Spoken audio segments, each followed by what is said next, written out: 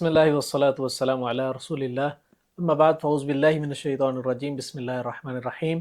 رب اشرح لی صدری ویسر لی امری واحلل عقدۃ من لسانی یفقهوا قولی رب زدنی علما اللہم فقہنی فی الدین اللہم انفعنا بما علمتنا وعلمنا ما ينفعنا وزدنا علما۔ الحمدللہ، اللہ تعالیٰ کے فضل و کرم کے ساتھ آج ہم پارہ نمبر 12 کا دورہ کریں گے۔ آج کے پارے کے اندر اللہ تعالیٰ نے سورۃ ہود کا تذکرہ کیا اور پارے کے اختتام پہ کر کے سورۃ یوسف کا بھی تذکرہ ہوگا۔ تو سورۃ ہود کے اندر یہ یاد رکھیں، سورۃ ہود چونکہ مکی سورت ہے تو اس کے اندر وہی آخرت کے تذکرے، آخرت کے دلائل اور آخرت کے اوپر جو کیے جانے والے اعتراضات ہیں ان کا انشاءاللہ رد ہوگا۔ تو اللہ تعالیٰ نے اس سورت کے اندر بہت سارے آخرت کے متعلق دلائل بیان کیے۔ تو ایک دفعہ سیدنا ابوبکر صدیق رضی اللہ تعالیٰ عنہ اللہ کے رسول صلی اللہ علیہ وسلم کے پاس موجود تھے اور آپ علیہ الصلوۃ والسلام کو کہنے لگے، یا رسول اللہ صلی اللہ علیہ وسلم، دن بدن آپ بوڑھے ہوتے جا رہے ہیں، کمزور ہوتے جا رہے ہیں، کیا وجہ ہے؟ تو آپ علیہ الصلوۃ والسلام نے فرمایا، مجھے ان 5 صورتوں نے بوڑھا کر دیا، یعنی ان کے اندر جو موجود احکامات ہیں وہ بہت زیادہ شدید ہیں، انہوں نے مجھے بوڑھا کر دیا ہے۔ اور 5 صورتیں کون سی ہیں؟ آپ علیہ الصلوۃ والسلام نے فرمایا سورۃ ہود، سورۃ واقعہ اور سورۃ مرسلات اور اما یتساءلون اور سورۃ اذا الشمس کورت۔ فرمایا یہ وہ صورتیں ہیں جن کی وجہ سے میں بوڑھا ہوتا جا رہا ہوں، اور یہ روایت سنن ترمذی کی روایت ہے 92 نمبر۔ آپ علیہ الصلوۃ والسلام کے اوپر یہ صورتیں اتنی گراں گزری، یعنی اتنی بھاری لگیں کہ جن کی وجہ سے آپ علیہ الصلوۃ والسلام کی چہرے سے بزرگی ظاہر ہونا شروع ہوگی۔ تو ان کے اندر تصور کریں کہ کتنے سخت قسم کے احکامات ہیں، یعنی مکی دور کا اختتام چل رہا ہے اور کفار مکہ مسلسل اعتراضات کر رہے ہیں آپ علیہ السلام پر، تان و تشنیع کر رہے ہیں، ظلم و ستم کر رہے ہیں، اور اس بات پر تان کر رہے ہیں کہ تم جس عذاب کی ہمیں دھمکی دیتے ہو وہ عذاب تو آتا نہیں ہے۔ اب یہ دھمکیاں ملنا بار بار اور اس پر آپ علیہ السلام کا خاموشی اختیار کرنا اور ان کو سمجھانا، اور اوپر سے ان صورتوں کا نازل ہونا، پچھلے واقعات کا تذکرہ کرنا کہ ان کے انبیاء نے جس طریقے ان کو دین کی دعوت دی انہوں نے انکار کیا، اور اس کے جواب کے اندر اللہ تعالیٰ نے جس طریقے عذاب نازل کیا اور اس قوم کے اوپر وہ 6 کے 6 واقعات اللہ تعالیٰ نے بیان کیے۔ تو واقعات بیان کرنے کا مقصد یہ ہے کہ اے قوم، اے مشرکین مکہ، اگر تم باز نہیں آؤ گے تو تمہارے سامنے واقعات موجود ہیں، تمہارے اوپر بھی عذاب آ جائے گا۔ اور آپ علیہ السلام کی ذات جو کہ انتہائی شفقت کرنے والی، محبت کرنے والی ذات ہے، وہ کس طریقے سے پسند کرے کہ میری قوم کے اوپر عذاب آئے۔ اللہ اکبر کبیرہ۔ تو یہی وجہ تھی کہ اللہ کے رسول صلی اللہ علیہ وسلم کو یہ صورتیں بوڑھی کر رہی تھیں۔ سورت کے آغاز کے اندر اللہ تعالیٰ نے اپنا تعارف بیان کیا، آیت نمبر 6 اور 7 کے اندر بیان فرمایا کہ وَمَا مِن دَابَّةٍ فِي الْأَرْضِ إِلَّا عَلَى اللَّهِ رِزْقُهَا وَيَعْلَمُ مُسْتَقَرَّهَا وَمُسْتَوْدَعَهَا كُلٌّ فِي كِتَابٍ مُبِينٍ۔ فرمایا کہ زمین پر کوئی جاندار ایسا نہیں ہے إِلَّا عَلَى اللَّهِ رِزْقُهَا کہ جس کا رزق اللہ کے ذمہ نہ ہو، یعنی ہر مخلوق کا رزق اللہ نے اپنے ذمہ لیا ہوا ہے۔ جب مخلوق اس کو خود اپنے ذمہ لینے کی کوشش کرے گی تو اس کے لیے مشکلات اور ٹینشنیں پیدا ہوں گی جو کہ اس کے لیے ڈپریشن کا سبب بنے گی۔ تو پھر فرمایا مستقرها ومستودعها، اس کے رہنے کی جگہ، اس کے رہنے کے ٹھکانے، یہ سب کے سب اللہ تعالیٰ کے ذمہ ہے۔ روٹی، کپڑا، مکان، یہ اللہ تعالیٰ کے ذمہ ہے انسان کا، یہ اللہ نے ہی پورا کرنا ہے، جس طریقے سے بھی کرنا ہے، جہاں سے بھی کرنا ہے، بس انسان اس کے لیے کوشش کرے، اللہ تعالیٰ اس کو عطا کر دے گا۔ فرمایا وَهُوَ الَّذِي خَلَقَ السَّمَاوَاتِ وَالْأَرْضَ فِي 6 أَيَّامٍ وَكَانَ عَرْشُهُ عَلَى الْمَاءِ لِيَبْلُوَكُمْ أَيُّكُمْ أَحْسَنُ عَمَلًا۔ فرمایا کہ زمین و آسمان کو اللہ تعالیٰ نے فی 6 ایام 7 دنوں کے اندر مکمل کیا۔ پھر فرمایا وَكَانَ عَرْشُهُ عَلَى الْمَاءِ، اور اللہ تعالیٰ کا عرش پانی کے اوپر تھا، اللہ کا عرش پانی کے اوپر تھا، اور زمین و آسمان کو اللہ نے پھر تخلیق کیا، اور تخلیق کرنے میں 7 دنوں کا وقت لگا، اور پھر اللہ تعالیٰ ثم استوى علی العرش، پھر اللہ تعالیٰ عرش کی طرف متوجہ ہوا، عرش پہ جا کر مستوی ہو گیا۔ تو یہ اللہ تعالیٰ نے کچھ اپنے تعارف کے اندر کچھ چیزیں بیان کی۔ اس کے بعد اللہ تعالیٰ نے شرک سے توبہ کرنے کی دعوت دی اور اعراض کرنے کی صورت میں عذاب کی دھمکی دی کہ اگر تم شرک سے باز نہیں آؤ گے، 360 بتوں کی عبادت سے باز نہیں آؤ گے، پھر یاد رکھو پھر تمہارے اوپر عذاب آئے گا اللہ تعالیٰ کا، اور جب عذاب آئے گا تو پھر اس سے تم بچ نہیں سکتے۔ اللہ تعالیٰ نے بیان فرمایا کہ آیت نمبر 2 اور 3 کے اندر اللہ تعبدوا الا اللہ اننی لکم منہ نذیر و بشیر، فرمایا کہ اللہ کے علاوہ کوئی عبادت کے لائق نہیں، اننی لکم منہ نذیر مبین، بے شک میں تو تمہاری طرف اس لیے آیا ہوں کہ میں تمہیں ڈراؤں اور تمہیں خوشخبری دوں۔ یہ رسول اللہ صلی اللہ علیہ وسلم کی ذات کے لیے بیان کیا جا رہا ہے کہ آپ علیہ السلام کی ہستی لوگوں کے درمیان کیا حیثیت رکھتی ہے، وہ یہ کہ آپ لوگوں کے لیے ڈرانے والے اور خوشخبری دینے والے۔ تو لہٰذا ہدایت دینا نہ دینا یہ آپ کے ذمہ نہیں ہے، داعی دین کے ذمہ، جو دین کا کام کرنے والے لوگ ہیں ان کے ذمہ یہ چیز اللہ تعالیٰ نے نہیں لگائی کہ کسی کو ہدایت ملنی چاہیے یا نہیں ملنی چاہیے، یا کسی کو ہدایت دینی ہے یا نہیں دینی۔ ہدایت کا ذمہ اللہ تعالیٰ کے ہے، اور بس داعی دین کے ذمہ یہ ہے کہ وہ دین کی دعوت کو آگے پہنچا دے۔ پھر فرمایا کہ وَأَنِ اسْتَغْفِرُوا رَبَّكُمْ ثُمَّ تُوبُوا إِلَيْهِ يُمَتِّعُكُمْ مَتَاعًا حَسَنًا إِلَىٰ أَجَلٍ مُّسَمًّى وَيُؤْتِ كُلَّ ذِي فَضْلٍ فَضْلَهُ وَإِن تَوَلَّوْا فَإِنِّي أَخَافُ عَلَيْكُمْ عَذَابَ يَوْمٍ كَبِيرٍ۔ اللہ تعالیٰ نے بیان فرمایا اور یہ کہ اپنے رب سے بخشش مانگو پھر اس کی طرف پلٹ آؤ تو وہ تمہیں ایک متعین مدت تک اچھا ساز و سامان دے گا، اور ہر زیادہ عمل کرنے والے کو اس کا زیادہ ثواب دے گا، اور اگر تم پھر گئے تو یقیناً میں تم پر ایک بہت بڑے دن کے عذاب سے ڈراتا ہوں۔ اللہ نے بیان فرمایا اگر تم توبہ کر لو، استغفار کر لو، اللہ کی طرف پلٹ آؤ، دین کی طرف پلٹ آؤ، توحید کے اوپر آ جاؤ، پھر یاد رکھو پچھلے گناہ معاف اور اگلا کام اللہ تعالیٰ تمہارے لیے آسان کر دے گا، اور اللہ تعالیٰ تمہیں دنیا کے اندر بھی رزق دے گا، آخرت میں بھی رزق دے گا۔ لیکن اگر اس سے باز نہ آئے، شرک کو نہ چھوڑا، تو پھر یاد رکھو تمہارے لیے وہی چیز ہے جو کہ آخرت کے دن کفار کے لیے ہوگی، جو کہ عذاب ہے تمہارے لیے، جہنم ہے۔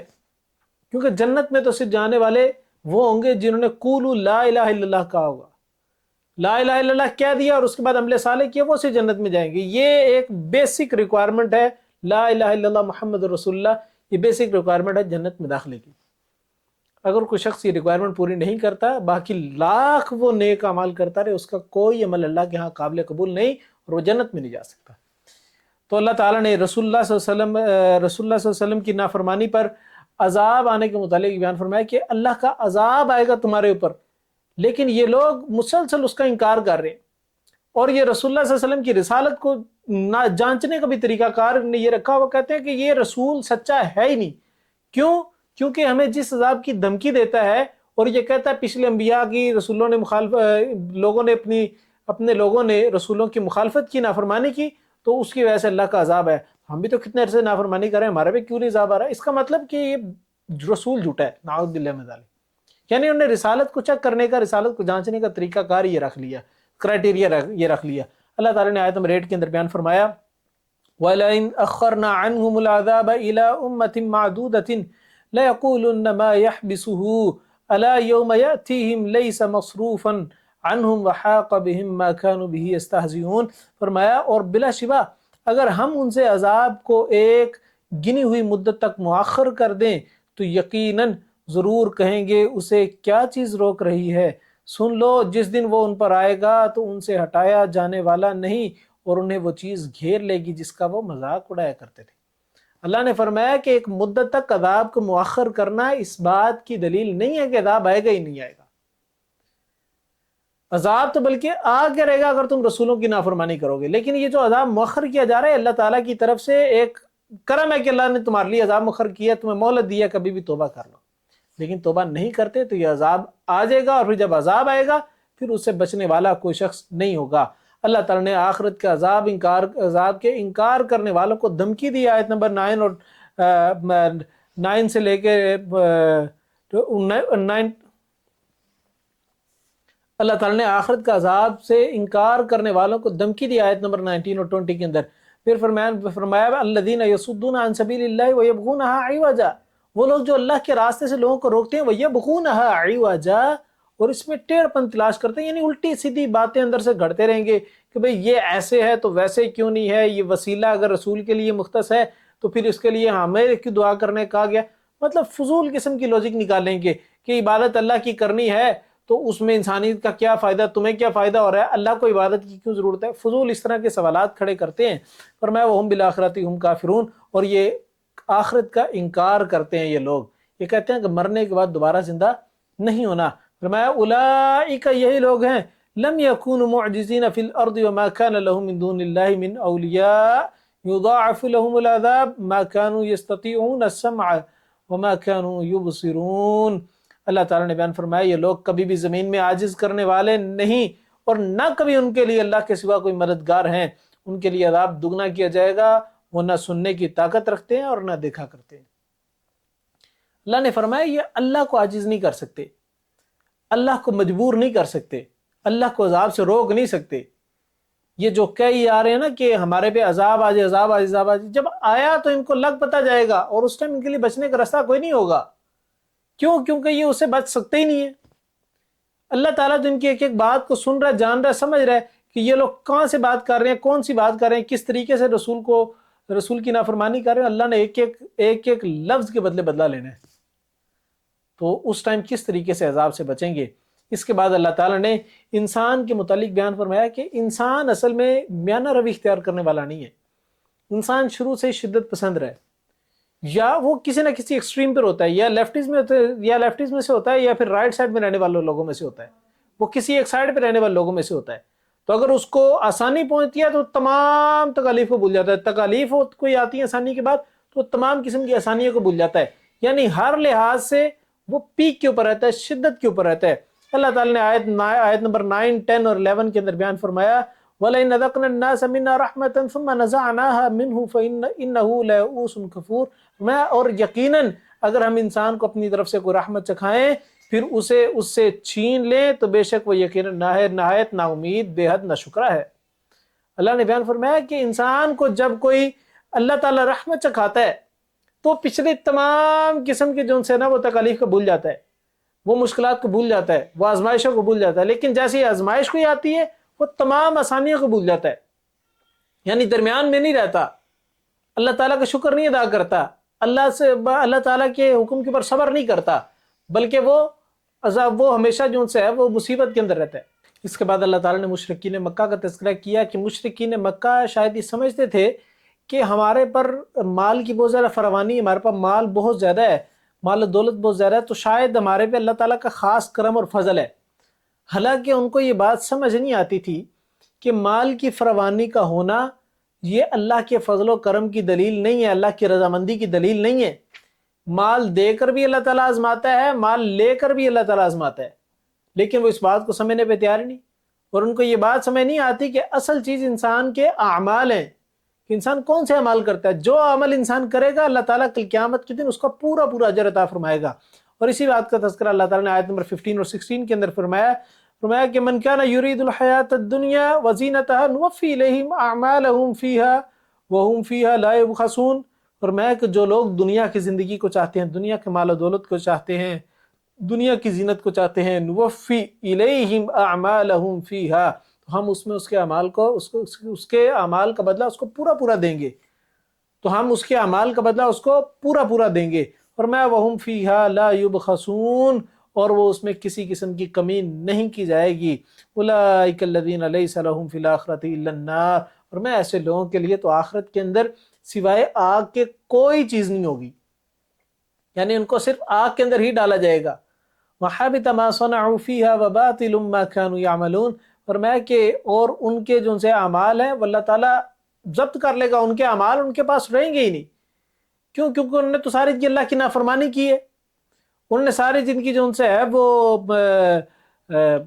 اللہ تعالیٰ کی جو ان سے ہے مخالفت کی ہے، رسول اللہ صلی اللہ علیہ وسلم کی مخالفت کی ہے،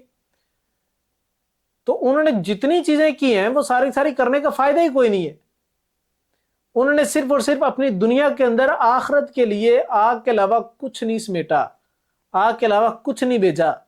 تو ان کو وہی چیز ملے گی، اور ان کے تمام قسم کے کام جو ان سے ہیں وہ صرف اور صرف دنیا کو حاصل کرنے کی خاطر ہوتے ہیں، اس میں آخرت کا کوئی حصہ نہیں ہوتا۔ جب آخرت کا کوئی حصہ نہیں تو آخرت کے اندر ان کو آگ کے علاوہ اور کچھ نہیں ملے گا۔ اللہ تعالیٰ نے اس کے بعد عذاب مانگنے والی قوموں کے متعلق تذکرہ کیا، صرف یہ بتانے کے لیے کہ مشرکین مکہ جو عذاب مانگتے ہیں کہ ہمارے پہ عذاب نازل کرو، انہوں نے رسول کی رسالت کو کہ حق اور باطل ہونے کی جو سٹینڈرڈ سیٹ کیا وہ بھی یہ کہ عذاب رسول کے کہنے پہ آتا ہے کہ نہیں آتا، یہ سٹینڈرڈ جو سیٹ کیا اسی چیز کو اللہ تعالیٰ نے ثابت کرنے کے لیے بیان کیا کہ یہ 6 واقعات ہیں جو تمہارے سامنے بیان کیے جا رہے ہیں، جن قوموں نے 6 قوموں نے اللہ کے نبیوں کی بے حرمتی کی، نافرمانی کی اور عذاب کو مانگتے تھے، تو اللہ تعالیٰ ایک مدت تک کے لیے عذاب روکے رکھتے تھے، جب مدت ختم ہو جاتی تھی، ٹائم پیریڈ ختم ہو جاتا تھا، پھر اللہ تعالیٰ کا عذاب آتا، اور جب اللہ کا عذاب آتا تھا تو پوری کی پوری قومیں تباہ و برباد کر دی جاتی تھی۔ اللہ تعالیٰ نے سب سے پہلے نوح علیہ الصلوۃ والسلام کی قوم کا تذکرہ کیا۔ 950 سال نوح علیہ الصلوۃ والسلام نے اپنی قوم کو دین کی دعوت دی، اور کیا دعوت دی؟ فرمایا وَلَقَدْ أَرْسَلْنَا نُوحًا إِلَىٰ قَوْمِهِ إِنِّي لَكُمْ نَذِيرٌ مُّبِينٌ أَلَّا تَعْبُدُوا إِلَّا اللَّهَ إِنِّي أَخَافُ عَلَيْكُمْ عَذَابَ يَوْمٍ عَلِيمٍ۔ اللہ نے آیت نمبر 25 اور 26 کے اندر بیان فرمایا کہ ہم نے نوح کو اس قوم کی طرف بھیجا، اور نوح نے جا کہا کہ انی لکم نذیر مبین، میں تو واضح انداز میں تم لوگوں کو ڈرانے آیا ہوں، یہ شرک سے باز کروانے کے لیے آیا ہوں۔ اللہ تعبدوا الا اللہ، کہ میں تمہیں یہ کہتا ہوں کہ اللہ کے علاوہ کسی کی عبادت نہ کرو، اللہ کے علاوہ کسی کے سامنے سر نہ جھکاؤ، اللہ کے علاوہ کسی کو حاجت روا مشکل کشا نہ تسلیم کرو، کسی کو کرنی بھرنی والا تسلیم نہ کرو، کسی کو اولاد دینے والا، کسی کو آسانیاں پیدا کرنے والا نہ تسلیم کرو سوائے اللہ کے۔ یہ نوح علیہ الصلوۃ والسلام نے اپنی قوم کو دعوت دی۔ فرمایا انی اخاف علیکم عذاب یوم علیم، اور میں عذاب علیم کے دن سے تمہیں ڈراتا ہوں، میں اس بات کا خوف اپنے اندر بھی رکھتا ہوں، تمہارے لیے تمہیں بھی اس بات کو جو ان سے ہے باور کرانے کی کوشش کرتا ہوں کہ ایک وقت آئے گا جب اللہ کا عذاب آئے گا تو اس عذاب سے بچ جاؤ، نیک عمل کر لو، توحید کے اوپر آ جاؤ، شرک کو چھوڑ دو، اگر بچ جاؤ گے، ان شرک کو چھوڑ دو گے تو پھر تم اس عذاب سے بچ سکتے ہو، ادروائز تمہارے لیے بچنے کا کوئی چانس نہیں ہے۔ تو قوم نے بجائے اس کے کہ نوح علیہ الصلوۃ والسلام کی بات کو صحیح معنوں کے اندر لیتے اور اس کا پازیٹیو کو رسپانس کرتی، قوم نے اس کا جواب الٹا ہی دیا۔ قوم نے کہا، اللہ تعالیٰ نے آیت نمبر 32 کے اندر بیان فرمایا قالوا یا نوح قد جادلتنا فاکثرت جدالنا فأتنا بما تعدنا ان كنت من الصادقین۔ انہوں نے کہا کہ نوح تو نے ہمارے ساتھ بہت زیادہ لڑائی کی اس معاملے کے اوپر، ہمارے سے ہر وقت لڑتا جھگڑتا رہتا ہے، تو نے ہمارے ساتھ لڑائی میں کوئی کسر چھوڑی نہیں ہے، تو ہم سے لڑتے ہوئے جو دھمکیاں دیتا ہے نا عذاب کی، تو جا کے وہ عذاب لیا ان کنتم من الصادقین، اگر تو سچوں میں سے ہے تو۔ یہ نوح علیہ السلام کی قوم کا رسپانس تھا۔ بجائے اس کے کہ پازیٹیو رسپانس آتا اور ایمان کی قبولیت کی طرف آتے، انہوں نے الٹا نبی کو چیلنج کرنا شروع کر دیا۔ بجائے اس کے کہ وہ لوگ دین کی دعوت قبول کرتے، اسلام کی طرف آتے، نماز روزے پابندی کی طرف آتے، انہوں نے الٹا انہی کو ہی کہنا شروع کر دیا، ہاں دیکھ لیں کہ قبر، تم نے میری قبر میں نہیں جانا۔ آج بھی ہوتا نا، لوگوں کو دین کی دعوت دینا، وہ کہتے ہیں کہ یار تم اپنے کام سے کام رکھو، نہ تم نے میری قبر میں جانا نہ میں نے تمہاری قبر میں جانا ہے، لہٰذا میں دیکھ لوں گا جو میں نے کرنا ہے۔ یہی رویہ نوح علیہ السلام کی قوم کا تھا۔ تو اللہ تعالیٰ نے نوح علیہ السلام کو کشتی بنانے کا حکم دیا۔ اب وہ جب کشتی بنا رہے تھے تو وہ بہت بڑی ساری کشتی تھی، تو وہاں سے جب بھی کوئی شخص گزرتا اور پوچھتا نوح علیہ السلام سے کیا کر رہے ہو، تو وہ کہتے کہ ایک عذاب آئے گا، بارش ہوگی، سیلاب آئے گا، پانی آئے گا، اور پھر اس کے اندر یہ کشتی چلے گی اور اس میں صرف ایمان والے بچیں گے۔ انہوں نے اس طرح کی باتیں کرنی تو قوم نے مذاق اڑانا، انہوں نے کہنا کہ یہ کیسا رویہ بھائی، یہاں پہ پینے کو پانی نصیب نہیں اور تم کہہ رہے ہو سیلاب آنے والا ہے۔ تو یہ کیسا عجیب قسم کا رویہ انہوں نے دکھانا شروع کیا۔ تو اللہ تعالیٰ نے بہرحال جو ان سے نوح علیہ السلام کو کشتی بنانے کو حکم دیا۔ نوح علیہ السلام نے کشتی بنائی اور کہہ دیا کہ جب جو ان سے ہے وہ فلاں تنور سے پانی نکلنا شروع ہو تو سمجھ لینا کہ عذاب آنا شروع ہو رہا ہے، تو تم نے اپنے ساتھ مومنوں کو اٹھانا ہے اور اس کشتی میں سوار کرنا ہے، اور ساتھ میں ہر جاندار کا ایک جوڑا لینا ہے اور کشتی میں سوار ہو کے چل پڑنا ہے۔ پھر جو ان سے ہے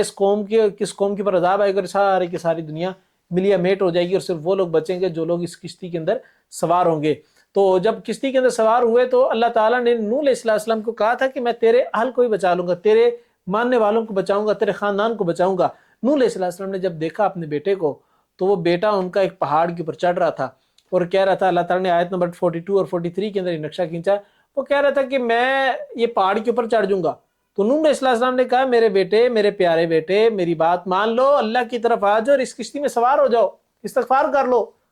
تو وہ کہنے لگا کہ نہیں، میں پہاڑ کی بلندی پہ چڑھ لوں گا، یہ پہاڑ مجھے عذاب سے بچا لے گا، یہ پہاڑ مجھے سیلاب سے بچا لے گا۔ جب اس نے اوپر چڑھنا شروع کیا تو اچانک سے ایک لہر آئی اور وہ پہاڑ کے اوپر سے اس نوح علیہ السلام کے بیٹے کو ساتھ بہا کے لے گئی۔ تو نوح کے درمیان، ان کے بیٹے کے درمیان ایک لہر حائل ہوگی جس کی وجہ سے وہ غرق ہونے والوں میں سے ہو گیا، اور نوح علیہ السلام کی بیوی بھی ان کے ساتھ ہی غرق ہونے والوں میں سے ہوگی۔ چونکہ ماں کا اپنے بچوں کے اوپر زیادہ انفلوئنس ہوتا ہے علمی اور عملی لحاظ سے، چونکہ ماں ہر وقت بچوں کے ساتھ رہتی ہے، اسی لیے جب ماں نافرمان نکلی تو پھر بیٹا بھی جو ان سے ہے وہ نافرمان ہی تھا، تو وہ دونوں غرق ہونے والوں میں سے ہو گئے۔ جیسے ہی نوح علیہ السلام نے اپنے بیٹے کو غرق ہوتا دیکھا تو محبت جو ان سے ہے وہ جاگی اور اللہ تعالیٰ سے دعا کی، یا اللہ تو نے تو کہا تھا کہ میں تیرے اہل کو بچا لوں گا، میں تیرے اہل کو اس عذاب سے بچا لوں گا. تو اللہ تعالیٰ نے نوح علیہ السلام کو جواب دیا. آیت نمبر 46 کے اندر فرمایا قال یا نوح انہ لیس من اہلک، فرمایا نوح یہ تیرے اہل میں سے نہیں ہے، تیرے گھر والوں میں سے نہیں ہے. نوح کے حقیقی بیٹے کو اللہ تعالیٰ نے اس کے اہل میں سے نکال دیا، اور پھر فرمایا کہ انہ عمل غیر صالح، یہ غیر صالح عمل ہے، یہ ایک برا عمل ہے جو اس نے بھی کیا اور تم نے اس کے لیے دعا کی، یہ بھی برا عمل ہے. فرمایا فلا تسألنی ما لیس لک بہ علم، لہذا تم اس چیز کے متعلق سوال نہ کرو جس کا تمہیں پتہ نہیں ہے. انی اعظک ان تکون من الجاہلین، نہیں تو تم اور میں تمہیں نصیحت کرتا ہوں کہ تم جاہلوں میں سے نہ ہونا. یہ اللہ تعالیٰ نے نوح علیہ السلام کو نصیحت کی. نوح علیہ السلام توبہ طائب ہوئے اور معذرت کی اور کہنے لگے کہ آیت نمبر 47 کے اندر قال ربی انی اعوذ بک ان اسألک ما لیس لی بہ علم، فرمایا کہ اے میرے رب میں تیرے سے اس چیز کے متعلق سوال نہیں کرتا جس چیز کا مجھے علم نہیں ہے. مجھے نہیں پتا تھا کہ یہ سوال نہیں کرنا، یہ بیٹے کے لیے اس طریقے سے دعا نہیں کرنا، مجھے نہیں اسی کا پتا، لہٰذا میں دعا کر لی، میں نے غلطی کی، اللہ آئندہ میں اس طریقے کا معاملہ نہیں کروں گا. وَإِلَّا تَغْفِرْ لِي وَتَرْحَمْنِي أَكُن مِّنَ الْخَاسِرِينَ، یا اللہ تو نے اگر مجھے معاف نہ کیا، میرے پہ رحم نہ کیا تو یقیناً میں خسارہ پانے والے میں سے ہو جاؤں گا. آج بھی اگر کوئی شخص کوئی گناہ کر بیٹھتا ہے، اللہ تعالیٰ اس کو معاف نہ کرے، اس پہ رحمت والا معاملہ نہ کرے، تو انسان کا وہ گناہ کبھی بھی معاف نہیں ہو سکتا. لہٰذا ہمیشہ استغفار کرتے رہے، اللہ تعالیٰ سے رحمت کی دعا کرتے رہے. پھر اللہ تعالیٰ نے نوح علیہ السلام کی کشتی کو پانی کے اندر سوار کر دیا اور کشتی جاتی رہی، اور جب عذاب ڈھلنے کا وقت آیا تو اللہ تعالیٰ نے زمین کو حکم دیا کہ پانی کو نگل جاؤ، آسمان کو حکم دیا پانی کو تھما دو، بارش برسنا بند ہوگی اور زمین کے اندر پانی سنک ہونے لگا. اب یہ پانی اس طریقے سے نہیں تھا کہ خود ہی سوکھتا رہے گا آرام آرام سے، بلکہ نہیں، پانی جو ہے وہ زمین کے اندر اچانک سے سنک ہونے لگا، ہولز بننا شروع ہوئے جن کے اندر پانی اچانک سے جانا شروع ہوا، اور کچھ ہی لمحوں کے اندر وہ ساری زمین کے اوپر جو پانی تھا، جو سیلاب تھا، طوفان تھا، وہ سارا کا سارا زمین کے اندر چلا گیا. اللہ تعالیٰ نے آیت نمبر 44 کے اندر بیان فرمایا وَقِيلَ يَا أَرْضُ ابلعی ماءک وَيَا سَمَاءُ أَقْلِعِي وَغَيْضَ الْمَاءُ وَقُضِيَ الْأَمْرُ وَاسْتَوَتْ عَلَى الْجُودِيِّ وَقِيلَ بُعْدًا لِقَوْمِ الظَّالِمِينَ. اللہ نے حکم دیا، زمین کو حکم دیا، آسمان کو حکم دیا، آسمان کو کہا بارش کو برسانا بند کر دو، زمین کو حکم دیا جو پانی تمہارے اوپر موجود ہے اس کو پی جاؤ، اس کو نگل جاؤ. تو اسی طریقے سے ہوا اور پانی سارا کے سارا ختم ہو گیا. اللہ تعالیٰ نے پھر جو نوح علیہ السلام کی کشتی کو باقی رکھا نشانی کے طور پہ آنے والے لوگوں کے لیے،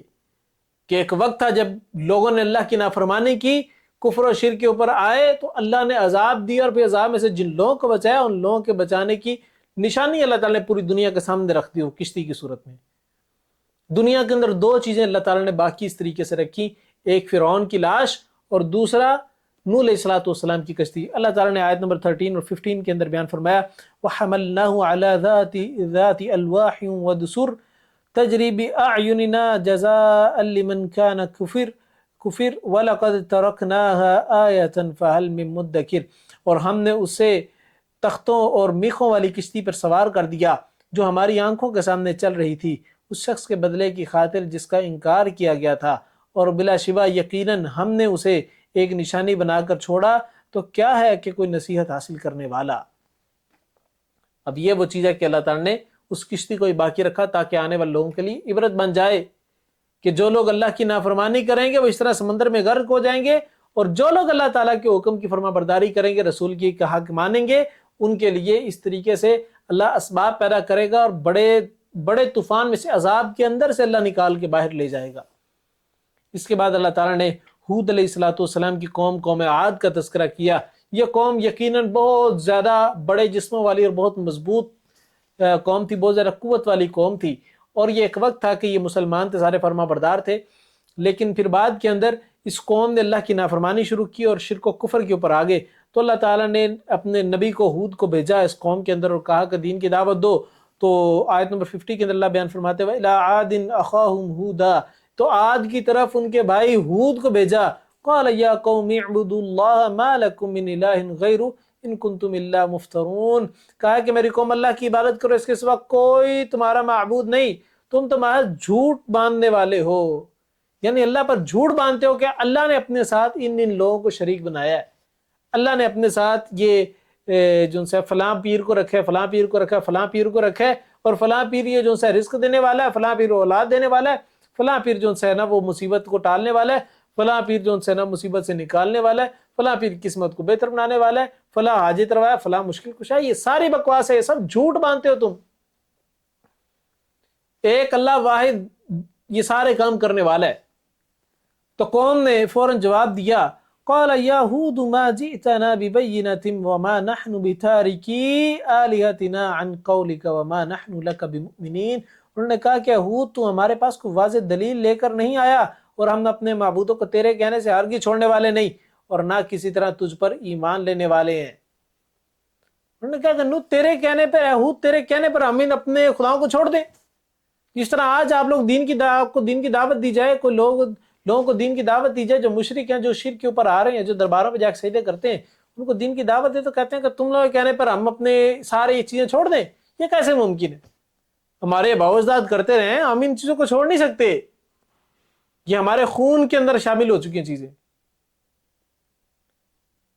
تو ہود علیہ السلام کی قوم نے اس طریقے سے جواب دیا، اور ساتھ میں بلکہ دھمکی دی، اور اس بات کو ظاہر کیا۔ انہوں نے کہا کہ تمہارے پہ جو یہ تم باتیں کر رہے ہو نا، یہ اصل میں بہکی باتیں ہیں، اور یہ بہکی باتیں اس لیے کر رہے ہو کیونکہ ہمارے بزرگوں کی تمہارے پہ پھٹکار پڑی ہے۔ اور وہ اللہ تعالیٰ نے آیت نمبر 54 کے اندر بیان فرمائی، ان نقول الا اعتراک بعض آلہتنا بسوء قال انی اشہد اللہ واشہدوا انی بریء مما تشرکون۔ ہم اس کے سوا کچھ نہیں کہتے کہ ہمارے معبودوں میں سے کسی نے تجھے کوئی آفت پہنچا دی ہے۔ اس نے کہا میں تو اللہ کو گواہ بناتا ہوں، اور تم بھی گواہ رہو کہ میں اس سے بری ہوں جو تم شریک بناتے ہو۔ انہوں نے پھٹکار کے بارے میں تذکرہ کیا کہ بھئی تمہارے پہ بزرگوں کی پھٹکار ہوئی ہے، ہمارے بابوں کی پھٹکار ہوئی ہے۔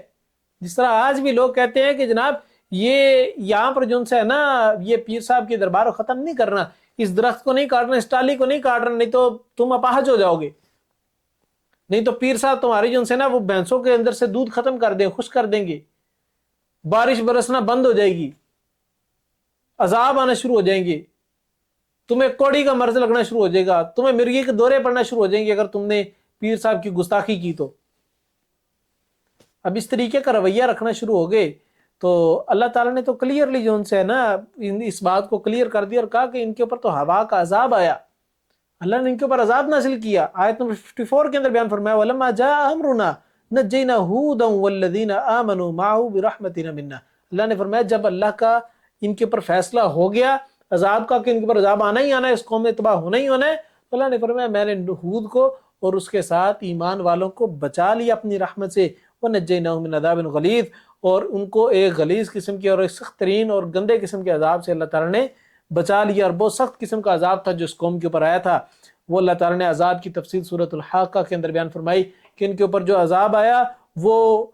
7 راتیں اور 8 دن تیز ہوا چلتی رہی، شدید ترین ہوا چلتی رہی، اور ایسی ہوا تھی کہ ایسی تیز آندھی تھی کہ جس کی وجہ سے یہ سب لوگ مر گئے، اور یہ اپنے گھروں کے اندر اس طریقے سے پڑے ہوئے تھے جس طریقے سے کھجور کے تنے گرے ہوئے ہوتے ہیں، لمبے لمبے تنے ہوتے ہیں، اور اس طرح گرے ہو زمین پر، اس طرح لگتا ہے کہ شاید یہ کبھی کھڑے نہیں ہوئے تھے۔ تو ہود علیہ السلام کی قوم عاد بھی جب اپنے گھروں میں مری پڑی ہوئی تو ان کے لوگ اتنے لمبے تھے، اس طرح زمین پہ گرے ہوئے ہیں، لمبے لمبے جسم گرے ہوئے ہیں، تو اس طریقے لگتا ہے جس طریقے سے کبھی یہ زندہ تھے ہی نہیں، یہ ہمیشہ سے اس طرح ہی پڑے رہے ہیں۔ آگے اللہ تعالیٰ نے قوم صالح اور قوم صالح کی قوم کا تذکرہ کیا کہ صالح علیہ السلام کو قوم سمود کی طرف بھیجا گیا۔ اب قوم سمود جو سی ہے یہ ان کے اندر غنڈہ گردی بہت زیادہ عام تھی، ان کے اندر سردار بنے ہوئے تھے، ان کے اندر کچھ بڑے لیڈرز بنے ہوئے تھے ان کے۔ صالح علیہ السلام نے اپنی قوم کو سمجھانا شروع کیا کہ لوگو اللہ کی عبادت کرو، اللہ کے علاوہ کسی کی عبادت نہ کرو۔ تو انہوں نے صالح علیہ السلام کی دعوت کے جواب کے اندر جو بات کہی وہ اللہ تعالیٰ نے آیت نمبر 62 کے اندر نقشہ کھینچا، اور قالوا یا صالح قد كنت فينا مرجوا قبل هذا اتنهانا ان نعبد ما يعبد آباؤنا واننا لفی شک مما تدعونا الیہ مریب۔ انہوں نے کہا کہ صالح یقیناً تو ہم میں وہ تھا جس پر اس سے پہلے امیدیں رکھی گئی تھی، کیا تو ہمیں ان کی عبادت سے کرنے سے منع کرتا ہے جن کی عبادت ہمارے آباء و اجداد کیا کرتے تھے؟ اور بے شک ہم اس بات کے بارے میں جس کی طرف تو ہمیں دعوت دیتا ہے یقیناً ایک بے چین رکھنے والے شک میں ہے۔ اس قوم نے کہا کہ صالح ہمیں تو تیرے سے بڑی امیدیں تھی کہ تو بڑا سمجھدار بندہ ہے، تو بڑا ہی جو سے ہے وہ فقیہ بندہ ہے، تو بڑا ہی فہم و فراست والا بندہ ہے، تو بڑے شعور والا بندہ ہے، اور تو ہمیں اس طرح کی باتوں سے روک رہا ہے جو کہ ہمارے آباء و اجداد کرتے رہے، سارے بڑے کرتے ہیں، تو اس طرح کی باتوں سے ہمیں روک رہا ہے، ان چیزوں سے ہمیں روک رہا ہے۔ یہ کوئی سمجھداری ہے؟ سمجھداری تو یہ ہوتی ہے کہ تم اپنے آباء و اجداد کی منہج کو لے کے آگے چلو، تم وراثت کو لے کے آگے چلو۔ یہ کون سی سمجھداری کہ تم وراثتی دین کو چھوڑ دیے؟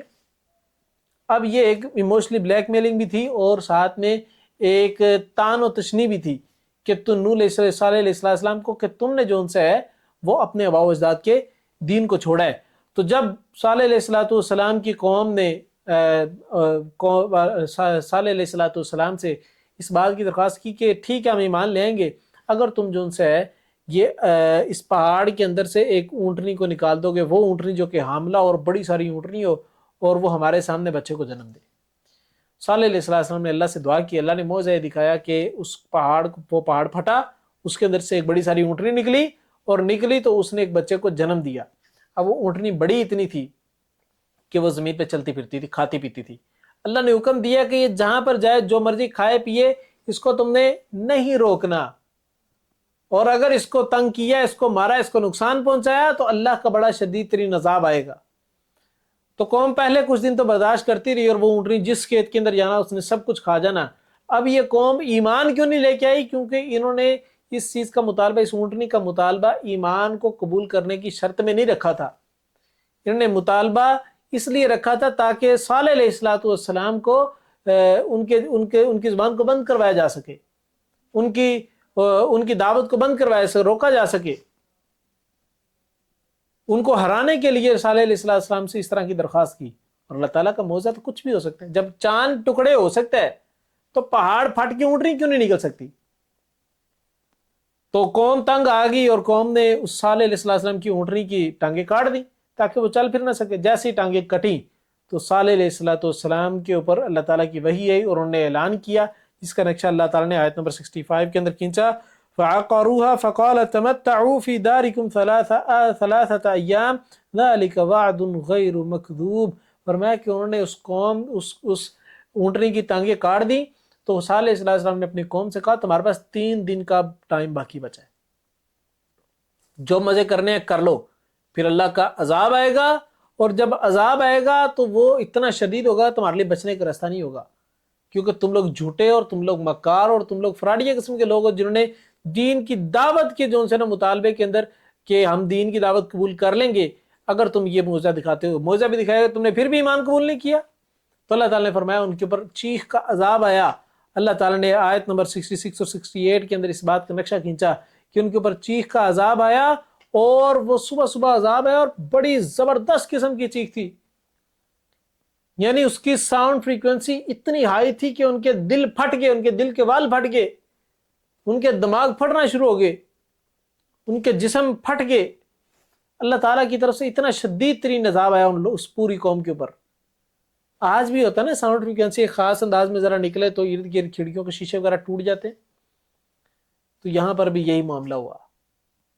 کہ وہ جو چیخ کا عذاب آیا وہ اس فریکوینسی کا تھا کہ ان کے سارے لوگ مارے جا چکے۔ تو اللہ تعالیٰ نے ان کے اوپر بھی اسی طریقے سے عذاب نازل کر دیا۔ اس کے بعد اللہ تعالیٰ نے لوط علیہ السلام کی قوم کا تذکرہ کیا۔ یہ وہ قوم تھی جو کہ ہومو سیکشولیٹی جن کے اندر بہت زیادہ عام تھی، ان کے اندر اخلاقی قسم کی اخلاقی برائیاں بہت زیادہ عام ہوئی پڑی تھیں، اور یہ قوم اس برائی کے اندر اتنا لت پت ہوئے پڑے تھے کہ ان کو یہ حیا ہی نہیں تھی کہ کوئی کام جو سے ہے وہ سارے سر عام نہیں کیے جاتے۔ انہوں نے وہ ساری کی ساری برائیاں ہومو سیکشولیٹی سر عام کرنا شروع کر دیا، پوری کی پوری قوم ایک ہی برائی کے اندر مبتلا تھی۔ یہ نہیں کہ قوم کے چند لوگ اس طرح کی حرکتیں کرتے تھے، بلکہ پوری قوم ایک ہی طرح کی حرکتیں کرتی تھی اور ایک دوسرے کا ساتھ دیتے، سپورٹ کرتے اس طرح کے معاملات کے اندر۔ تو اللہ تعالیٰ نے ان کی طرف لوط علیہ السلام کو بھیجا، اور لوط علیہ السلام نے ان کو جا کے دین کی دعوت دی اور کہا کہ انہوں نے کہا، لوط بے شک ہم تیرے رب کے بھیجے ہوئے ہیں، یہ ہرگز تجھ تک نہیں پہنچ پائیں گے، سو اپنے گھروں کو رات کے کسی حصے میں لے کر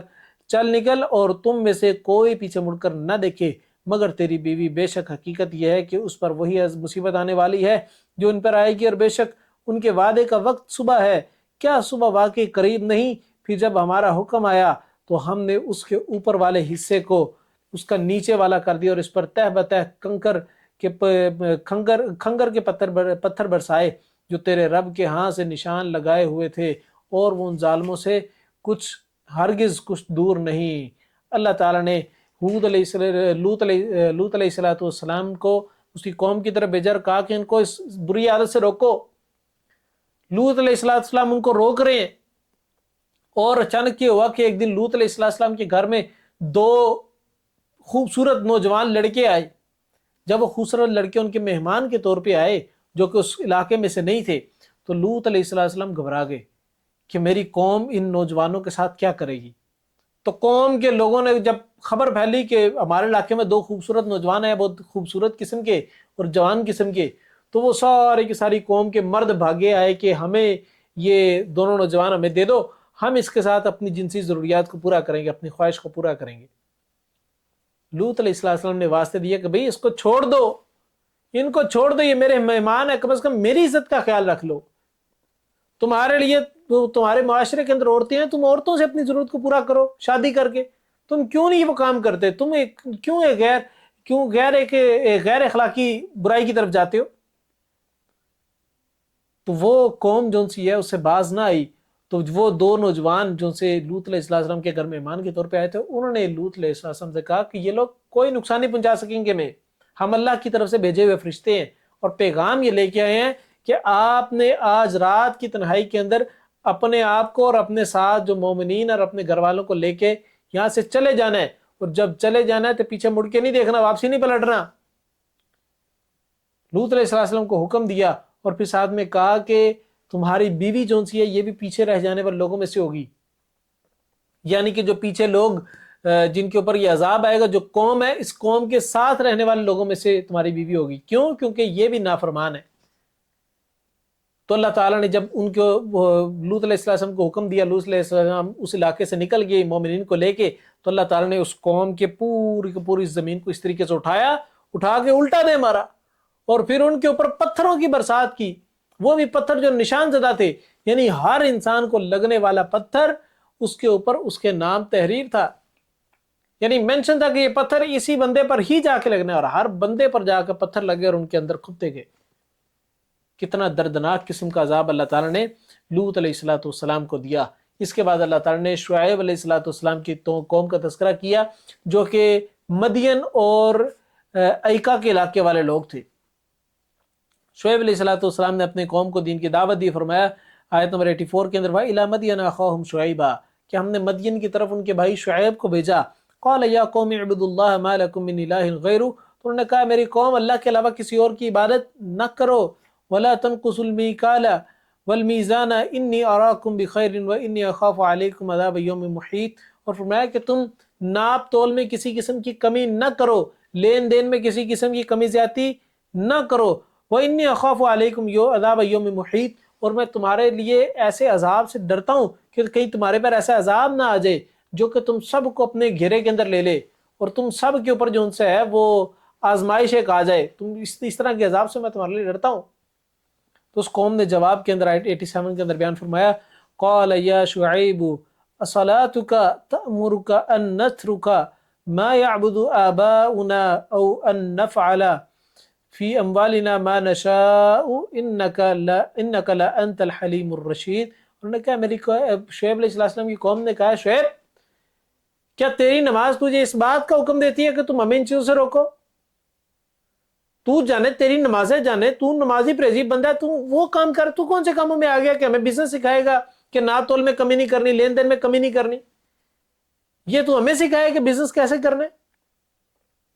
بزنس کو اور دین کو علیحدہ علیحدہ رکھو۔ جس طرح آج کل کے لوگ نا کہتے ہیں کہ مذہب کا سیاست کے ساتھ کیا تعلق ہے، سیاست ایک الگ چیز ہے، مذہب ایک الگ چیز ہے، اسی طرح بزنس ایک الگ چیز ہے۔ جتنا مرضی جھوٹ بول لیجو، جھوٹ بول کے لوگوں کو فراڈ کے ساتھ بیچتے جو گندا مال، جتنا مرضی سود پہ لے کے بزنس کرتے ہیں، سب حلال ہوتے جائے گا، کچھ بھی حلال نہیں ہوگا۔ اس قوم نے یہی کہا، اس نے کہا کہ تو اپنے مذہب کو علیحدہ رکھ اور بزنس کو علیحدہ رکھ، ہمیں اس طرح کے معاملات میں نہ چھیڑ، تجھے ہم سمجھدار سمجھتے ہیں، تو انتہائی بیوقوف قسم کا انسان ہے، نعوذ باللہ من ذالک۔ تو جس طرح آج کل کے لوگ بھی یہ کہتے ہیں کہ مولوی کا سیاست سے کیا لینا دینا، تو اس قوم نے بھی شعیب علیہ السلام کو یہ کہا کہ تو مولوی بندہ ہے، تیرا اس معاملے سے کیا لینا دینا، تو کیوں ٹانگ پسا رہا ہے ادھر، نعوذ باللہ من ذالک۔ تو قوم نے جو ان سے نا الٹا دھمکی لگائی، قالوا یا شعیب ما نفقہ کثیرا مما تقول وإنا لنراک فینا ضعیفا ولولا رہتک لرجمناک وما انت علینا بعزیز۔ قوم نے شعیب علیہ السلام کو دھمکی لگائی، یہ جو یونینز بنی ہوتی ہے نا مارکیٹس کے اندر، بزنس سب کے اندر، اس یونین نے دھمکی لگائی کہ تو اکیلا بندہ ہے، ہمارا کچھ نہیں بگاڑ سکتا، اگر یہ پیچھے قوم نہ ہوتی، تیرے سردار نہ ہوتے، تیرے قبیلہ نہ ہوتا ادھر کا، تو ادھر کا رہائشی نہ ہوتا نا، تو تجھے ایسا عذاب دیتے، تجھے پتھر مار مار کے زندہ مار دیتے۔ یعنی اتنی بڑی دھمکی لگائی اس دور کی یونین نے۔ شعیب علیہ السلام نے سن لیا اور پھر یہ کہہ دیا کہ تم نے میری نافرمانی کی، لہٰذا تمہارے پر اب اللہ کا عذاب آئے گا، اور اللہ کا عذاب چیخ کا عذاب ہوگا۔ اللہ تعالیٰ نے آیت نمبر 94 کے اندر بیان فرمایا وَلَمَّا جَاءَ أَمْرُنَا نَجَّيْنَا شُعَيْبًا۔ یہ اللہ کا دستور ہے، جب بھی کسی قوم کے اوپر عذاب آنا ہوتا ہے، اللہ وہاں سے پیغمبر کو اور پیغمبر کے ماننے والوں کو نکال لیتے ہیں۔ اللہ نے فرمایا کہ ہم نے نجات دی شعیب کو، وَالَّذِينَ آمَنُوا مَعَهُ بِرَحْمَةٍ مِنَّا، اور اپنی رحمت سے ان لوگوں کو بھی جو ایمان لائے تھے، وَأَخَذَتِ الَّذِينَ ظَلَمُوا الصَّيْحَةُ فَأَصْبَحُوا فِي دَارِهِمْ جَاثِمِينَ۔ تو اللہ تعالیٰ نے اس قوم کے اوپر چیخ کا عذاب بھیجا، اور وہ صبح جب اٹھے تو اس حال میں تھے کہ وہ زندہ ہی نہیں تھے، سارے مارے جا چکے تھے۔ یہ اللہ تعالیٰ کی طرف سے اس قوم کے اوپر عذاب آیا تھا۔ اس کے بعد اللہ تعالیٰ نے ساری کی ساری قوموں کا جو تذکرہ کیا، جو عذاب کا تذکرہ کیا، قوموں کے مطالبوں کا تذکرہ کیا، اور اس کے بعد جو ان کے اوپر نافرمانی کی وجہ سے آنے والا عذاب تھا اس کا تذکرہ کرنے کے بعد اللہ تعالیٰ نے ایک کولیکٹیولی ایک کچھ کنکلوژن بیان کیا۔ فرمایا کہ یہ ان بستیوں کی چند خبریں ہیں جو ہم تجھے بیان کرتے ہیں، آیت نمبر 101، 102، 103 کے اندر، یہ ان بستیوں کی چند خبریں ہیں جو ہم تجھے بیان کرتے ہیں، اور ان میں سے کچھ کھڑی ہیں اور کچھ کٹ چکی ہیں، اور ہم نے ان پر ظلم نہیں کیا، اور لیکن انہوں نے خود اپنے جانوں پر ظلم کیا، یعنی کہ خود جو ان سے ہے وہ نافرمانی نہ کرتے ان پر عذاب نہ آتا، انہوں نے نافرمانی کی اس لیے عذاب آیا، تو لہٰذا انہوں نے ظلم خود کیا ہے۔ پھر ان کے وہ معبود، ان کے کچھ کام نہ ہے جنہیں وہ اللہ کے سوا پکارتے تھے، یعنی جو اللہ کے علاوہ جن لوگوں کو پکارتے تھے کہ یہ ہماری حاجت اور مشکل کشائی کرنے والے ہیں، اس مشکل کے اندر ان کے وہ کسی قسم کے کام نہ آئے۔ کیوں؟ کیونکہ وہ تو جھوٹے خدا تھے۔ جب تیرے رب کا حکم آ گیا تو انہوں نے ہلاک کرنے کے سوا انہیں کچھ زیادہ نہ دیا، اور تیرے رب کی پکڑ ایسی ہے جب وہ بستیوں کو پکڑتا ہے اس حال میں کہ وہ ظلم کرنے والی یعنی شرک کرنے والی ہوں، بے شک اس کی پکڑ بڑی دردناک، بڑی سخت ہے۔ بے شک اس میں اس شخص کے لیے یقیناً ایک نشانی ہے جو آخرت کے عذاب سے ڈرے، یہ وہ دن ہے جس کے لیے سب لوگ جمع کیے جانے والے ہیں، اور یہ وہ دن ہے جس میں حاضری ہوگی۔ اللہ تعالیٰ نے اس صورت کے اختتام کے اندر ساری قوموں کا تذکرہ کرنے کے بعد کلیکٹیولی باتیں بیان کر دی کہ اللہ کا عذاب کسی قوم پر تبھی آتا ہے جب وہ قوم عذاب کو طلب کرتی ہے اور نافرمانی کے اندر حد سے بڑھ جاتی ہے، تو اللہ کا عذاب آتا ہے۔ جب اللہ کا عذاب آتا ہے تو اللہ کے عذاب کی پکڑ بہت زیادہ شدید ہے، بہت ہائی پوٹینسی کا عذاب آتا ہے، اور اس میگنیٹیوڈ کا عذاب آتا ہے کہ اس کے بعد اس سے بچنے والا کوئی رستہ ہوتا ہی نہیں ہے، اس عذاب سے بچ کے نکلنا پوسیبل ہی نہیں ہوتا۔ اور جب سارے کے سارے لوگ مر جائیں گے اور مرنے کے بعد دوبارہ اللہ تعالیٰ کے سامنے حاضر ہوں گے آخرت کے دن، لہٰذا تم اللہ تعالیٰ کی نافرمانی سے بچ جاؤ۔ اس کے بعد اللہ تعالیٰ نے سورت یوسف کا تذکرہ کیا، ایک لمبی چوڑی سورت اور ایک لمبا چوڑا واقعہ۔ تو وہ یوسف علیہ السلام کے متعلق اس کے بیان کرنے کے پیچھے دو وجوہات ہیں۔ ایک وجہ تو یہ کہ یہودی مشرکین مکہ کو کچھ سوالات بتاتے کہ تم یہ سوال جا کے ان سے کرو نبی سے، اگر وہ سچے نبی ہوئے تو ان سوالات کے جوابات دے سکیں گے، ادروائز سوالات کے جوابات نہیں دے سکیں گے۔ کیوں؟ کیونکہ یہودی علمی لوگ تھے، ان کے پاس کتاب کا علم تھا، ان کے پاس وراثتی علم آ رہا تھا۔ مشرکین مکہ کے پاس تو علم نام کی چیز ہی کوئی نہیں تھی، وہ تو جاہل قسم کے لوگ تھے۔ تو یہودی ان کو پٹیاں پڑھاتے تم یہ جا کے سوال کرو، اور یہ سوالات صرف ہمیں ان کے جوابات بتائیں، اور اس نے ہم سے تو سیکھا نہیں ہے، اگر اس نے جوابات دے دی اس کا مطلب یہ سچا نبی ہوگا۔ تو ان میں سے ایک جواب یہ تھا کہ بنی اسرائیل جو ان سے ہے وہ مصر میں کس طریقے سے پہنچی۔ تو انہوں نے اس چیز کا سوال کیا، تو اللہ تعالیٰ نے اس کی وجہ سے پوری ایک صورت نازل کر دی کہ شعیب مصر، یہ یوسف علیہ السلام کی قوم کس طریقے سے اپنے علاقے سے مصر کی طرف روانہ ہوئی، اور کس طریقے سے یہ لوگ ہجرت کر کے وہاں پر پہنچے، اور کیسے ساری کے ساری بنی اسرائیل جو ان سے مصر کے اندر رہائش اختیار کر لی ساری بنی اسرائیل نے۔ اور اس صورت کے اندر اللہ تعالیٰ نے رسول اللہ صلی اللہ علیہ وسلم کو موٹیویٹ کرنے کی کوشش کی۔ یہ مکی صورت ہے، اور مکی صورت کے مکہ کے دور کے بالکل اختتام کے اندر آ رہی ہے۔ یہ اس لیے اللہ تعالیٰ نے بیان کی کیونکہ اس ٹائم مخالفتیں پیک پر تھی، پورا مکہ مارنے کے دوڑ پہ تھا، قتل کرنے کے دوڑ پہ تھا، اور اس دوڑ کے اندر لگا تھا کہ رسول اللہ صلی اللہ علیہ وسلم کو کسی نہ کسی طریقے سے قتل کر دیں، نعوذ باللہ من ذالک، شہید کر دیں، اسلام کا نام لینے والا اس دنیا پہ کوئی نہ ہو، یا ان کو اس علاقے سے نکال دیں، یا ان کو قید کر دیں۔ یہ تین مشورے آئے تھے نا، یا قید کر دیں، یا علاقے سے نکال دیں، یا پھر شہید کر دیں۔ تو ان میں سے سب سے زیادہ جس بات پہ اتفاق ہوا اور وہ یہ تھا کہ آپ علیہ السلام کو قتل کر دیا جائے، نعوذ باللہ من ذالک، یعنی شہید کر دیا جائے۔ تو آپ علیہ السلام ڈی موٹیویٹ ہوئے پڑے تھے کہ میری قوم میری دعوت کے جواب کے اندر اس طریقے کا رویہ اختیار کرتی ہے۔ تو اللہ تعالیٰ نے سورہ یوسف کو نازل کیا اور اس بات کو باور کروانے کی کوشش کی کہ جس طریقے سے یوسف کے بھائیوں نے، ستیلے بھائیوں نے یوسف کے ساتھ جو رویہ اختیار کیا، اور وہی رویہ یہ مشرکین مکہ آپ کے ساتھ بھی کرتے ہیں، آپ کے بھی خاندان کے لوگ ہیں نا، آپ کے ساتھ یہ رویہ کرتے ہیں۔ اور پھر یوسف کے بھائیوں نے یوسف علیہ السلام کو کنویں کے اندر پھینک دیا مرنے کے لیے، تو اسی طریقے سے انہوں نے بھی آپ علیہ السلام کے اوپر اتنا ظلم کیا کہ ہجرت کرنے پر مجبور کر دیا۔ اور پھر جو ان سے ہے آپ جس طریقے سے اللہ تعالیٰ نے یوسف علیہ السلام کو اس کنویں سے نکالا، اور وہ ساری گھاٹیوں سے نکالا، اور کس طریقے سے بازاروں میں بکتا بکاتا لا کر مصر کے ایک بڑی مسند کے اوپر بٹھا دیا، بڑی بادشاہت کے اوپر بٹھا دیا۔ اسی طریقے سے رسول اللہ صلی اللہ علیہ وسلم جو کہ ابھی یہاں سے ہجرت کر کے جا رہے ہیں، کوئی پتہ نہیں آگے کیا ہوگا کیا نہیں ہوگا، کوئی انتظامات نہیں ہے، وہاں پر جب پہنچیں گے تو اللہ تعالیٰ وہاں سے وہ ساری مشکلات کی گھاٹیاں گزارنے کے بعد آپ علیہ السلام کو ایک وقت آئے گا کہ مکے کے تخت کے اوپر بٹھائے گا، جس طرح یوسف علیہ السلام کو مصر کے تخت پہ بٹھایا مشکلات سے گزرنے کے بعد، اس طرح آپ علیہ السلام کو مشکلات سے گزرنے کے بعد مکے کے تخت پہ بٹھایا جائے گا۔ اور پھر جس طریقے سے یوسف کے بھائی آپ علیہ السلام کے یوسف کے سامنے آ کر انہوں نے اپنا جرم کا اعتراف کیا اور معافی مانگی اور کرم کی درخواست کی اور معافی کی درخواست کی، اسی طریقے سے آپ علیہ السلام جب مکے پر قابض ہوں گے، مکے پر فاتح بن کے لوٹیں گے، تو مکے والے لوگ آپ علیہ السلام کے سامنے آ کے معافی مانگیں گے، استغفار کریں گے اور توبہ کریں گے کہ وہ آئندہ نہیں کریں گے اور ایمان قبول کریں گے۔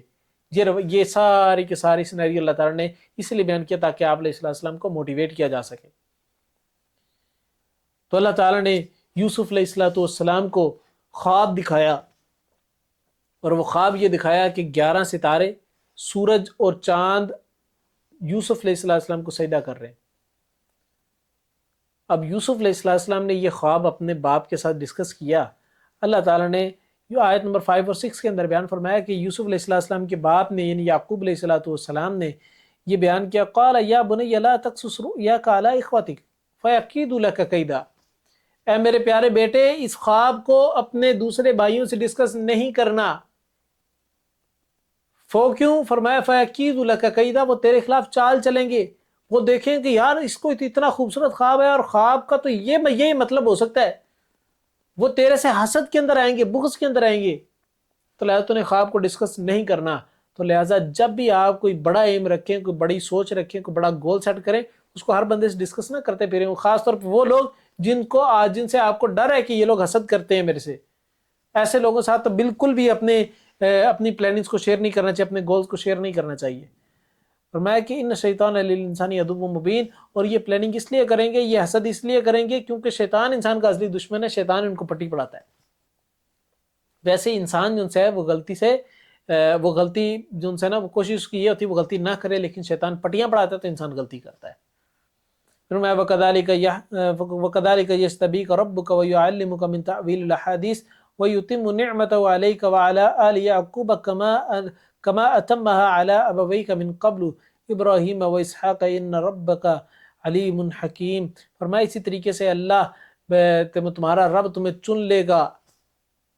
تمہارے رب نے تمہیں چن لیا کس چیز کے لیے؟ من تأویل الحدیث، یعنی باتوں کی حکمت کے تک، باتوں کی گہرائی تک پہنچنا، اور خوابوں کی تعبیر کا علم اللہ تعالیٰ نے عطا کیا، اور اللہ تعالیٰ نے اپنی نعمت کو تمام کیا۔ نعمت کون سی؟ نبوت کی نعمت۔ یہ اللہ تعالیٰ نے یوسف علیہ السلام کو ان کے خواب کے جو ان سے ہے وہ جواب کے اندر اور خواب کی حقیقت کے اندر یوسف علیہ السلام کو یہ چیز بنانا تھا۔ اب وہ خواب کس طریقے سے پورا ہوگا، یہ پوری صورت کے اندر اللہ تعالیٰ نے وہ تذکرہ بیان کیا۔ سب سے پہلے یوسف علیہ السلام کے بھائی چونکہ حسد کرتے تھے، ان کی کوشش ہوتی تھی کہ ہمیشہ جو ان سے ہے وہ یہ سوچتے تھے کہ ابا جان یعقوب علیہ السلام ہمارے سے محبت اتنی نہیں کرتے اتنی یوسف سے کرتے ہیں، تو لہٰذا وہ جلتے رہتے تھے، حسد کرتے رہتے تھے۔ انہوں نے اس حسد کی بنیاد پر ایک دن پلاننگ بنائی، پلاننگ یہ کی کہ ہم یوسف علیہ السلام کو نعوذ باللہ من ذالک جا کے قتل کر دیں گے،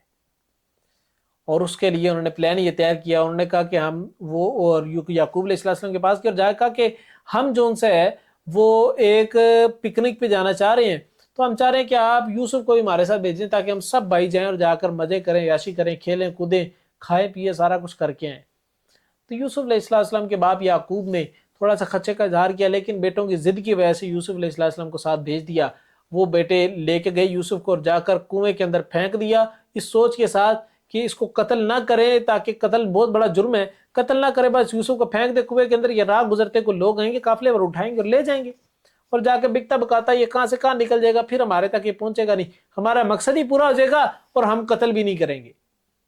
یعنی اتنا بڑا جرم بھی نہیں کریں گے۔ تو انہوں نے اس طریقے سے پلاننگ بنائی اور یوسف کو کنویں کے اندر پھینکا، اور واپسی آئے رات کی تنہائی کے اندر یعقوب علیہ السلام کے سامنے آئے اور آ کر رونے لگے اور قمیض دکھائی اور کہا کہ ہم تو وہاں پر کھیل رہے تھے، کہانی بنائی نا، ہم وہاں پر کھیل رہے تھے، اچانک سے بھیڑیا آیا، بھیڑیے نے آ کر یوسف علیہ السلام کو کھا لیا، ہم نے بڑا بچانے کی کوشش کی تو ہم نے قمیض کے اوپر ہاتھ ڈالا تھے، قمیض کے کچھ ٹکڑے ہمارے پاس آئے ہیں اور یہ بھی خون سے لت پت ہے، اس کا مطلب یوسف کو بھیڑیے نے کھا لیا۔ اب اس طریقے سے کہانی جب بنائی، یوسف علیہ السلام کے باپ یعقوب علیہ السلام پیغمبر تھے، ان کو پتا تھا یہ کہانی بنا رہے، تو کہانی کے جواب کے اندر انہوں نے جو ہے وہ اتنی بات کی، آیت نمبر 18، قال بل سولت لكم انفسكم امرا فصبر جمیل واللہ المستعان على ما تصفون۔ انہوں نے کہا کہ تمہارے دل نے، تمہارے نفس نے تمہارے لیے یہ کام بالکل صحیح کر کے دکھایا، یعنی تمہیں یہ لگ رہا ہے کہ یہ کام تم نے بالکل ٹھیک کیا، حالانکہ یہ ٹھیک کام نہیں ہے۔ فصبر جمیل، بس میں تو ایک اچھا صبر ہی کر سکتا ہوں، میں صبر جمیل ہی اختیار کر سکتا ہوں، میں اور کچھ نہیں کر سکتا، اور صبر کا پھل ہمیشہ میٹھا ہوتا ہے۔ تو انہوں نے صبر کیا، فرمایا واللہ المستعان علی ما تصفون، اور اللہ ہی ہے جس سے اس پر مدد مانگی جاتی ہے جو تم بیان کرتے ہو۔ یہ یعقوب علیہ السلام نے اپنے بیٹے کی اس جدائی کی خبر کو سن کے ان سے وہ اللہ تعالیٰ سے یہ دعا کی۔ تو یوسف علیہ السلام اس کنویں کے اندر موجود ہے، اللہ تعالیٰ نے یوسف کو اس کنویں سے نکالا، اور کوئی قافلہ آیا وہاں سے گزرتے، انہوں نے پانی کا ڈول پھینکا پانی نکالنے کے لیے۔ جب پانی کا ڈول نکالنے لگے تو یوسف علیہ السلام ساتھ لٹک کے باہر آ گئے، انہوں نے دیکھا ایک خوبصورت بچہ ہے، تو انہوں نے پکڑ کے اپنے ساتھ چھپایا اور لے کے بھاگ گئے کہ کہیں اس کے خاندان والے ڈھونڈتے ڈھونڈتے ہمارے تک نہ پہنچ جائیں۔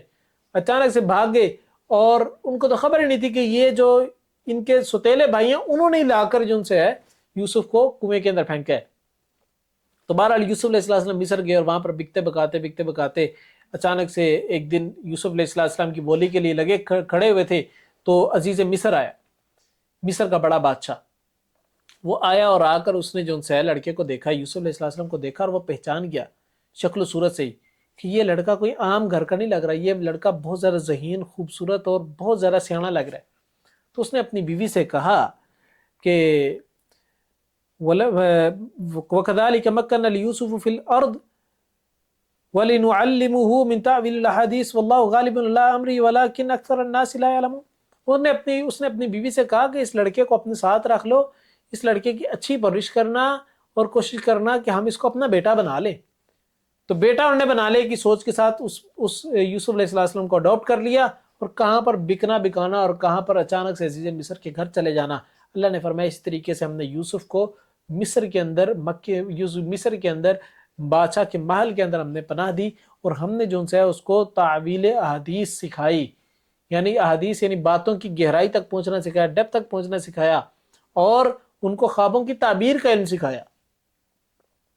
فرمایا واللہ غالب علی امرہ ولکن اکثر الناس لا یعلمون، اللہ تعالیٰ تو اپنے فیصلوں کے اندر غالب، اللہ جو کرنا چاہتا ہے کر سکتا ہے، اللہ کوئی نہیں روک سکتا۔ فرمایا ولما بلغ اشدہ آتیناہ حکما وعلما وکذلک نجزی المحسنین، اور جب اپنی پوری جوانی کو پہنچا تو ہم نے اسے بڑی حکمت اور بڑا علم عطا کیا، اور ہم نیکی کرنے والوں کو اس طریقے سے جزا دیتے ہیں۔ اللہ نے یوسف علیہ السلام کو پیغمبر بنا دیا، اور اتنی بڑی جو ان سے نا وہ اللہ تعالیٰ نے ایک علم سے نوازا، اتنے بڑے علم سے۔ اور وہ علم کیا تھا؟ تعویل احادیث کا، یعنی حکمت کا علم، اور ان کو باتوں کی گہرائی کا علم، ان کو خوابوں کی تعمیر کا علم اللہ تعالیٰ نے سکھایا۔ اب یوسف علیہ السلام چونکہ حسن والے تھے، بہت زیادہ خوبصورت تھے۔ آپ علیہ السلام کی حدیث سے مسلم کی روایت ہے 162 نمبر، آپ علیہ السلام نے فرمایا کہ یوسف علیہ السلام کو اللہ تعالیٰ نے آدھا حسن دیا ہوا تھا، یعنی پوری دنیا کا آدھا حسن یوسف کو ہی دیا تھا۔ سبحان اللہ۔ تو یوسف علیہ السلام جس گھر کے اندر رہتے، جب جوان ہوئے، جوانی کو پہنچے، تو عزیز مصر کی بیوی یعنی گھر کی ملکہ جو سی تھی، اس مصر کی جو ملکہ تھی، اسی کا دل یوسف علیہ السلام پر ڈولنا شروع ہو گیا، اور اس کی کوشش رہتی تھی کہ وہ یوسف علیہ السلام کو اپنے ساتھ لگائے رکھے، بس اپنی ضروریات کو پورا کرتے رہے، اپنی سیکشل ڈیزائر کو پورا کرے۔ تو اس نے جو سا یوسف علیہ السلام کو کئی مرتبہ جو ان سے ہے وہ برائی کی دعوت دی، لیکن یوسف علیہ السلام انکار کر دیتے تھے۔ ایک دفعہ اس نے یوسف علیہ السلام کو پکڑا اور کمروں کے اندر سے اندر لیتی گئی، اور سارے دروازوں کو تالا لگاتی گئی، اور پھر جا کے یوسف علیہ السلام کو آخری کمرے کے اندر جا کے کہا کہ تم جو سا ہو میری بات کو مان لو۔ اس کو یوسف علیہ السلام کو برائی کی دعوت دی، زنا کی دعوت دی، اور کہا کہ کوئی نہیں دیکھ رہا، بند کمروں کی تنہائیاں ہیں، اب بھی زنا کر لو میرے ساتھ،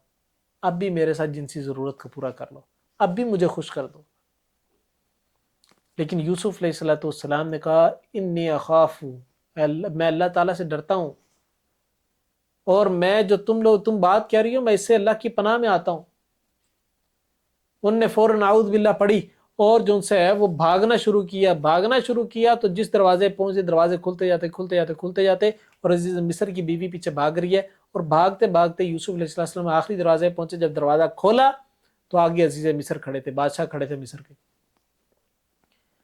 تو فوراً سے پہلے وہ عورت تھی نا، ایک چال چلنے والی سوچ ہے، فوراً سے پہلے پینترا بدلا، اور کہنے لگی کہ اپنے شوہر سے کہنے لگی کہ اس بندے کے بارے میں تمہارا کیا خیال ہے جو بندہ تمہاری بیوی کے ساتھ بدکاری کرنے کا سوچے۔ یوسف علیہ السلام حیران کہ یہ کیا معاملہ ہوا، یہ مجھے برائی کی دعوت دے رہی تھی، اور یہی جو ان سے اپنی پاک دامنی ظاہر کر رہی ہے کہ میں نے جو ان سے ہے اس کے ساتھ برائی کرنے کی کوشش کی، زنا کرنے کی کوشش کی۔ تو یوسف علیہ السلام نے ساری کہانی بتائی، تو وہ اب پریشان کہ اب یہ کیا بات ہوئی۔ تو وہ دونوں کا جو معاملہ عدالت کے اندر آ گیا۔ جب عدالت کے اندر آیا تو جج نے دونوں کی باتیں سنی اور حیران پریشان کہ اب یہ فیصلہ کیا کریں۔ تو فوراً سے پہلے جو ہے وہاں پر بیٹھے ایک شخص نے، جو کہ عورت کے گھر والوں میں سے تھا، یعنی کہ عزیز مصر کی بیوی کے خاندان میں سے کوئی بندہ تھا، سیانہ بوڑھا بندہ تھا، اس نے جو ہے کہا کہ دیکھ لو، اگر تو یوسف علیہ السلام کی قمیض آگے سے پھٹی ہے تو یوسف علیہ السلام جھوٹے ہیں اور عزیز مصر کی بیوی سچی ہے، اور اگر جو سا قمیض پیچھے سے پھٹی ہے تو یوسف سچے ہیں اور یہ بیوی جھوٹی ہے۔ کیونکہ یوسف اپنے آپ کو بچانے کے لیے بھاگ رہے ہوں گے، اس نے پیچھے سے ہاتھ ڈالا ہوگا، پیچھے سے قمیض پھٹ گئی، اور اگر جو ان سے ہے قمیض آگے سے پھٹی ہے تو یہ یقیناً یوسف علیہ السلام عزیز مصر کی بیوی کے ساتھ بدکاری کرنے کا ارادہ رکھتے ہوں گے۔ تو اسی وجہ سے اس نے عزیز مصر کی بیوی نے اپنے آپ کو بچانے کی کوشش کی، جس کو بچاتے بچاتے ان کی قمیض آگے سے پھاڑ دی۔ تو جب قمیض کو چیک کیا گیا تو قمیض پیچھے سے پھٹی ہوئی تھی، تو یہ ثابت ہو گیا کہ گناہ کس کا ہے؟ عورت کا گناہ ہے۔ جب یہ معاملہ ہوا تو یہ بات تو پورے معاشرے کے اندر پھیل گئی اور بدنامی ہونا شروع ہوئی کہ جناب عورتوں نے آ کر عزیز مصر کی بیوی کو کہنا کہ بھئی تم نے یہ کام پورا کرنے کے لیے تمہیں ایک غلام ہی ملا تھا، یعنی آ کر تانے دینا شروع کیے۔ چونکہ پورا معاشرہ برائی کے اندر ڈوبا ہوا تھا، تو پورا معاشرہ ایک ہی سوچ رکھنے والا، سارے معاشرے کی خواتین ایک ہی سوچ رکھنے والی تھی کہ بس اپنی جنسی ضرورت کو پورا کرنا ہے، اور اس کے لیے کوئی بھی بندہ ملے بس دریغ نہیں کرنا۔ تو جب اس طرح کی باتیں پھیلیں تو یوسف علیہ السلام معاشرے کے اندر اس طریقے سے مشہور ہونا شروع ہوئے، تو عزیز مصر کی بیوی نے اپنی جو سی ہے وہ اس سوچ کو کہ میں غلام کے ساتھ کیوں بدکاری کرنا چاہتی تھی، اس سوچ کو ثابت کرنے کے لیے اس نے ایک بڑا سارا جو ہے وہ اسٹیج سے سجایا، ایک پورے کمرے کے اندر ساری معاشرے کی عورتوں کو بلایا، اس سوچ کی مالک جو عورتیں تھیں ان سب کو بلایا، اور بلا کے جو ہے نا ان کو سیب اور چھریاں دے دی، اور کہا کہ بیٹھ کے پھل کاٹو، اور یوسف علیہ السلام کو کہا تم نے یہاں سے گزرنا ہے، وہ جب گزرے تو انہوں نے دیکھا ساری خواتین نے، جہاں پر وہ ایک خاتون جو کہ عزیز مصر کی بیوی تھی وہ اکیلی فدا ہوئی پڑی تھی، وہاں پر پوری کی پوری خواتین، جتنی خواتین وہاں موجود تھی ساری کی ساری یوسف علیہ السلام پر فدا ہونے لگی، اور جو سے ان کو برائی کی دعوت دینے لگی، ان کو اپنی طرف بلانے لگی۔ جب یوسف علیہ السلام مائل نہ ہوئے تو انہوں نے دھمکی دی کہ تم نے نہ مانا تو ہم اپنی انگلیوں کاٹ لیں گے، ہم کٹ لگا لیں گے، اپنے جسم پر کٹ لگا لیں گے۔ یوسف علیہ السلام نے پھر بھی بودر نہ کیا، جب بالکل بودر نہ کیا تو انہوں نے اپنی انگلیوں کو کٹ لگائے، تاکہ اسی ہمدردی کے اندر یوسف ہمارے پاس تو آئے، آ کے ٹچ تو کرے ہمارے جسم کو کہ ہائے تمہارے جسم پہ کٹ لگ گیا۔ لیکن یوسف علیہ السلام نے بودر نہ کیا اور وہاں سے چلے گئے۔ اب یہ معاملہ مشہور ہونا شروع ہوا تو ظاہری سی بات ہے، معاشرہ چونکہ برائی کا معاشرہ تھا تو اس معاشرے کے اندر برائی کو ہمیشہ تقویت ملتی تھی، تو یوسف علیہ السلام کو جیل اس لیے بھیج دیا گیا تاکہ عزیز مصر کو اور اس کی بیوی کی عزت کو بچا لیا جائے۔ تو یوسف علیہ السلام کو جیل بھیج دیا گیا، اللہ تعالیٰ نے یوسف علیہ السلام نے جیل کو اللہ تعالیٰ سے دعا کر کے مانگا، اور صرف اس لیے تاکہ اس برائی سے بچ سکیں۔ اللہ تعالیٰ نے آیت نمبر 33-34 کے اندر بیان فرمایا، قال رب السجن احب الی مما یدعوننی الیہ والا تصرف عنی کیدہن